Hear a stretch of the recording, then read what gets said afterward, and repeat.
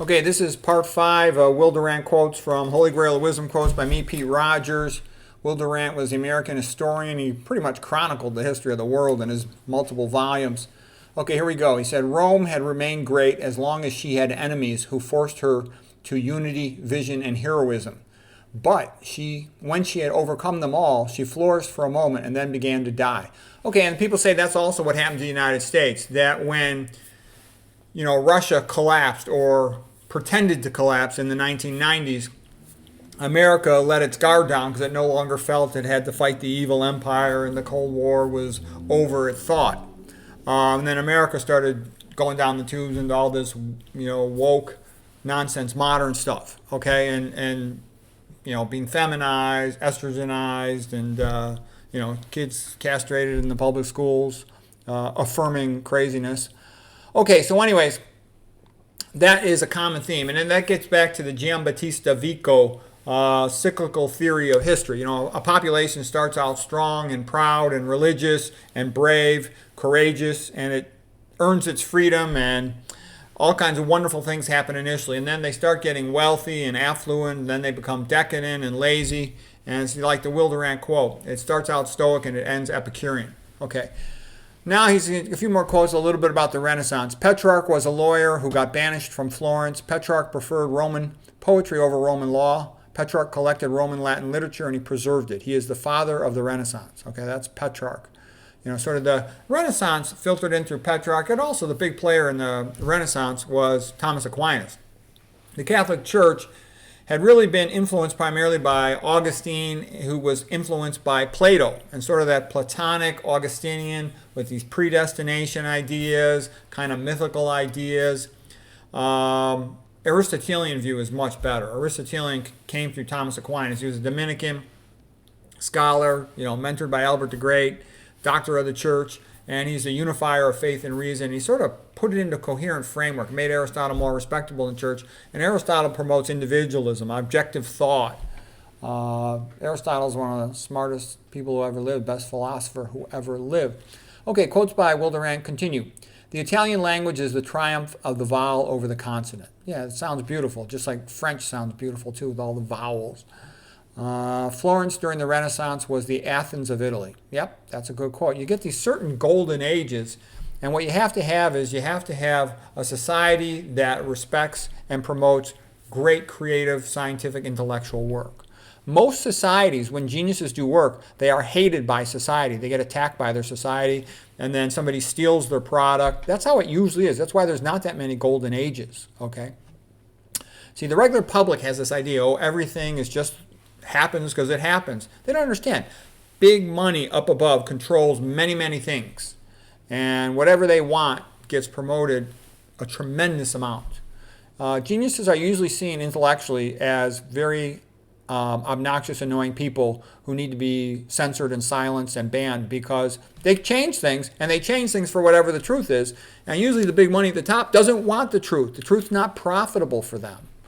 So that's why it's good to be a genius in sport. Not so good to be a genius in a lot of other subjects. Okay, Will Durant continues. Florence during the Renaissance was the Athens of Italy. Women have produced fewer geniuses than men, but they have also produced fewer idiots. What I've seen with women, if you get women who have really high IQs, a lot of them don't have as much motivation. A man has to prove himself in some way before he can attract a woman. A woman just has to look good. She doesn't have to prove herself intellectually to attract a man. And what I've seen, because I dated a girl who was second in her medical school class. I was residency partners with a girl who was second in her medical school class. And I know another girl who was second in her medical school class. And all three of them really didn't have much admission. They wanted to be good at their job. And then they wanted to, have a nice house in the suburbs and have a family. Whereas I was like, hell-bent for becoming the best I could possibly. I wanted to be the best in the world in my field, whatever it was. I didn't know initially. But I had 10 times more intensity than they did because they didn't care. My wife yelled at me. She's like, why do you try so hard with your presentations? Nobody cares about your stupid presentations. Medicine is just selling hot dogs. You sell more hot dogs, you make more money. Who cares? So there's a very different attitude. And it depends. I know there's other individuals who are different. I did date one girl who was kind of researchy. from Boston University was very nice. Okay, Will Durant continues. The men who can manage men manage the men who can manage only things.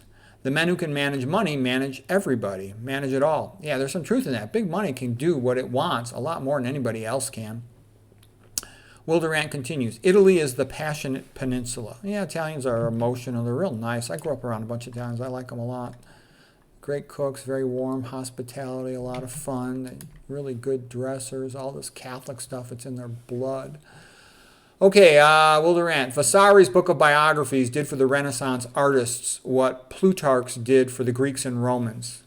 Yeah, maybe I should write a nutrition history book. I gave a lecture not that long ago about the history of nutrition and pictures, with pictures of a lot of the great pioneers of nutrition. That was kind of a fun lecture. Will Durant continues. Savonarola was a persistence of the Middle Ages into the Renaissance. Luther said that he was a saint. Botticelli and Michelangelo were influenced by Savonarola. Savonarola was burned and his ashes were thrown into the Arno so there would be no relics. Savonarola pissed off the Medicis, he pissed off a lot of other people, and he also made people behave crazy. Botticelli burned some of his paintings. He was the greatest painter of the 1400s, him and Rogier van der Weyden. Okay, Michelangelo was a lot more religious than people realize. His favorite book was Dante's Divine Comedy, and he was like in some order of monks or something too. Okay, Will Durant. The golden age of Florentine art began with the return of Cosimo Medici to Florence from exile, and part of that was Cosimo was lending money usury, so he wanted to prove that he was still morally good by funding some of these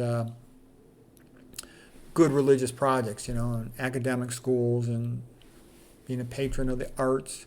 The other thing of the golden age is, first of all, great artistic creativity or scientific achievement is valued, and then there's competition. So that brings out reserves of energy, and it's celebrated and rewarded. So there's competitions all over Florence for great painting and sculpture, so they got great painting and sculpture.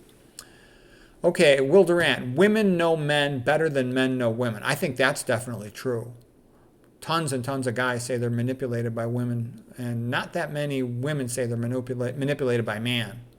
The other thing I see lots of women file most divorces, about 80%, but I see lots of women on the internet. There's tons of videos you can just look up for yourself, regretting their divorces, and I'm seeing that in my personal life too, women regretting their divorces.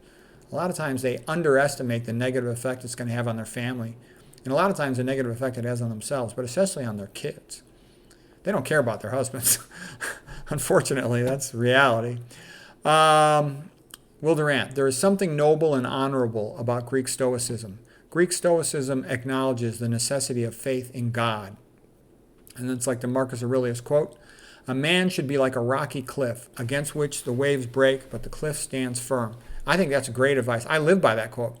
All day long, you're going to have to deal with constant nonsense, foolishness, avoidance, annoyances, distractions when you're trying to get your work done so you can go home.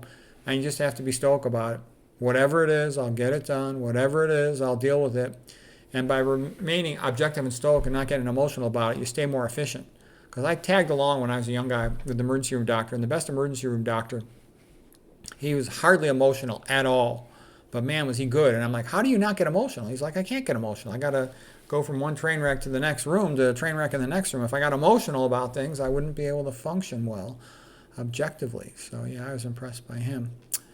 Marcus Aurelius, very little is needed to live a happy life. Yeah, that sounds nice. It's not completely true. If you find something you like, then you're okay. But not having money takes away your freedom, okay?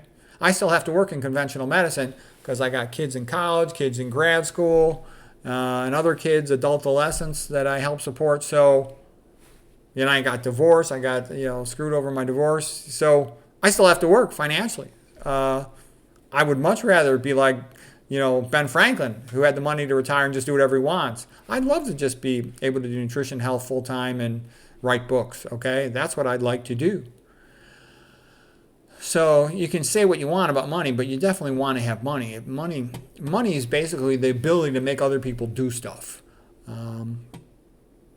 Okay, Marcus Aurelius quotes continue because he was talking about Stoicism. We're really still doing Will Durant, but there's a couple of Marcus Aurelius quotes thrown in here. Look beneath the surface. Do not let the multiple qualities of a thing nor its value escape you. The true worth of a man is to be measured by the objects he pursues. Most of what we say and do is not necessary, and its omission would save both time and trouble. At every step, therefore, a man should ask himself, is this one of those things that are superfluous? Okay, Marcus Aurelius from his Meditations. So yeah, there's some good things about Marcus Aurelius. He's a little bit anti-Christian though, which I'm not a big fan of that. Okay, Will Durant. Stoicism leads not away from religion, but towards religion. I actually think it's kind of part of religion, just being stoic, accepting the fact you're going to have to bear your cross and endure a lot of BS.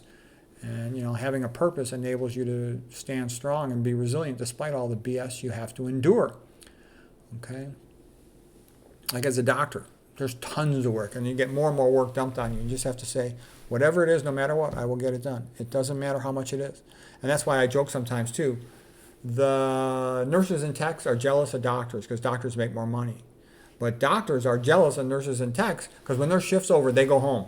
Doctors don't go home when the shift's over. Doctors don't go home until all the work is done. And quite often, there's a ton of work.